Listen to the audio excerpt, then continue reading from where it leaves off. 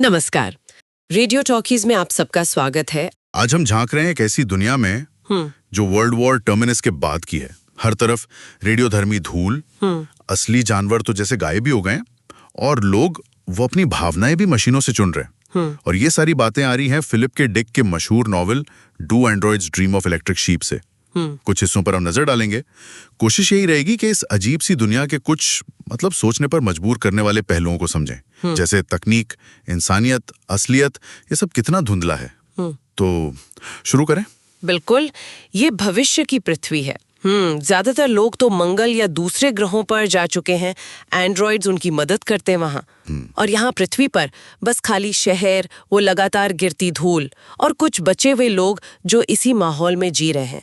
और ये धूल सिर्फ धूल नहीं है, ये रेडियो एक्टिव है। जानवरों पर इसका बहुत बुरा असर पड़ा है। और इसी माहौल में लोग इस्तेमाल करते हैं पेनफील मूड ऑर्गन, एक मशीन जिससे आप मूड चुन सकते हैं। जैसे रिक डिकार्ड काम के लिए एकदम प्रोफेशनल रवैया चुन लेता है, या उसकी पत्नी ईरान वो जानबूझकर निराशा चुनती है। ये थोड़ा अजीब नहीं लगता? क्या ये जीने का कोई तरीका है या बस असलियत से भागना? हाँ, यही तो सबसे बड़ा सवाल है इस दुनिया का। क्या भावनाएं बस एक सेटिंग है? क्या खुशी महसूस करना या दुख ये बस डायल करने की बात है?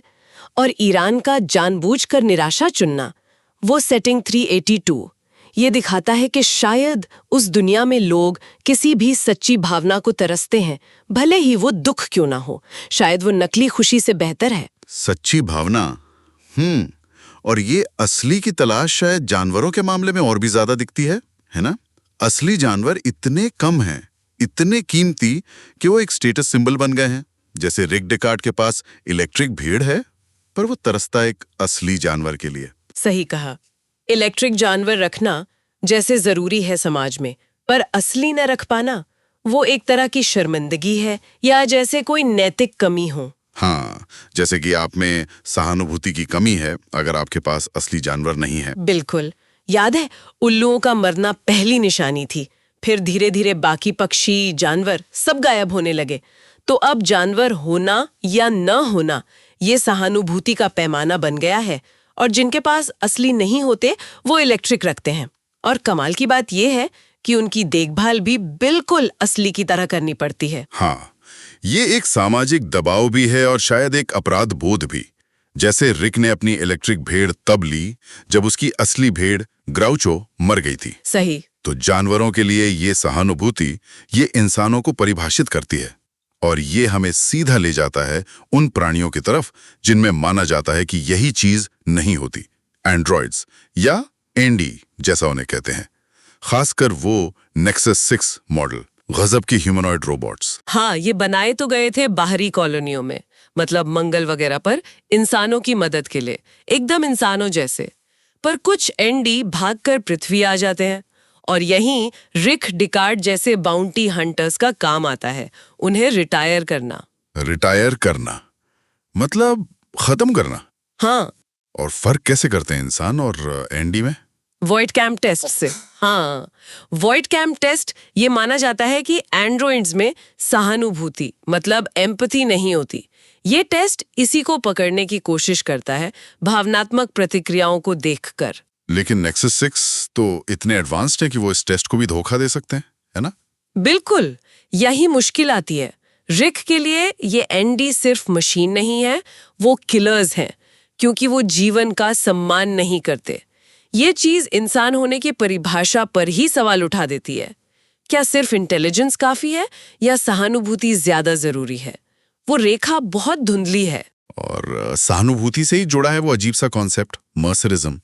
लोग एक एम्पैथी बॉक्स पकड़ते हैं और विल्बर मर्सर नाम की किसी कैरेक्टर से जुड़ जाते हैं। सब एक साथ पहाड़ चढ़ते हैं, पत्थर खाते हैं, दर्द महसूस करते हैं। हाँ, ये एक सामूहिक सहानुभूति का अनुभव है, एक तरह का धार्मिक या दार्शनिक अनुभव कह सकते हैं। और माना जाता है कि एंड्रॉइड्स इसे महसूस नहीं कर सकते। लेकिन इस पे भी सवाल उठते हैं ना। बस्टर फ्रेंडली, वो टीवी होस्ट। हाँ, बस्टर फ्रेंडली, जो शायद खुद भी एक एंडी हो सकता है, वो दावा करता है कि पूरा मर्सरिज्म एक धोखा है, कि मर्सर असल में एल जेरी नाम का कोई पुराना एक्टर था और ये सब सीन स्टूडियो में शूट हुए हैं। ओहो, ये तो उन लोगों के लिए बहुत बड़ा झटका होगा जो इसमें गहरा यकीन रखते हैं, जैसे जॉन इसिडोर। बिल्कुल, इसिडोर जैसा किरदार जो अकेला है, समाज से कटा हुआ सा महसूस करता है। मर्सरिज्म उसके लिए एक सहारा है और ये शक तब और पुख्ता हो जाता है जब इसिडोर देखता है कि उसके साथ रहने वाले एंडी एक मकड़ी के साथ क्या करते हैं। हाँ, वो सीन, वो उसकी टांगे काटते हैं सिर्फ ये देखने के लिए कि क्या होता है। बिल्कुल, सहानुभूति की कमी का इससे ज्यादा क्रूर उदाहरण क्या होगा। ये मर्सर के अनुभव के एकदम उलट है। जहां दर्द बांटा जाता है, यहाँ दर्द दिया जा रहा है, सिर्फ जिज्ञासा के लिए। तो ये सारी बातें हमें कहाँ लाके छोड़ती हैं? हमने देखा कि तकनीक कैसे भावनाओं को कंट्रोल कर सकती है या करने का दावा करती है, कैसे जानवरों का होना या ना होना सहानुभूति का पैमाना बन गया है, और कैसे इंसान और मशीन का फर्क वो लगातार मिट रहा है। हाँ, अंत में सवाल यही रह जाता है कि अगर भावनाएं चुनी जा सकती हैं, खरीदी जा सकती हैं, अगर सहानुभूति पर ही सवाल उठ सकता है, अगर वो नकली हो सकती है, और अगर मशीनें इंसानों से भी ज्यादा सक्षम हो सकती हैं कुछ महीनों में, तो फिर इंसान होने का मतलब क्या है, असल क्या है और नकल क्या, ये तय करना कितना मुश्किल हो जाता है। क्या ये फर्क मायने भी रखता है? तो इसी विचार के साथ आज की ये चर्चा यहीं समाप्त करते हैं। अगली बार फिर मिलेंगे रेडियो टॉकीज पर।